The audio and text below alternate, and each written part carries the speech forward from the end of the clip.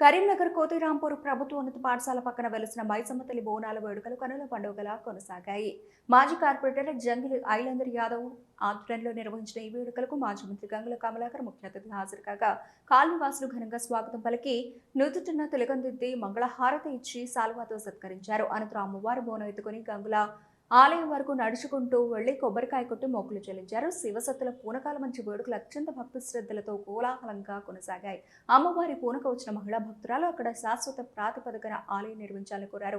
దీనిపై సానుకూలంగా స్పందించిన ఎమ్మెల్యే గంగుల కమలాకర్ వచ్చే దసరా పండుగ నాటికి ప్రజల సహకారంతో నూతన ఆలయాన్ని నిర్మించిస్తానని హామీ ఇచ్చారు. ఎల్లమ్మ తల్లి కలలో వచ్చి స్థానిక పెంటకూపలో వెలసానని తెలపడంతో కాలనీవాసులందరూ కలిసి అమ్మవారిని ప్రతిష్ఠించుకున్నట్లు తెలిపారు. ఈ వేడుకలో భాగంగా భక్తులు అమ్మవారికి బోనం సమర్పించి యాట పిల్లలతో తమ మొక్కులను చెల్లించుకున్నారు.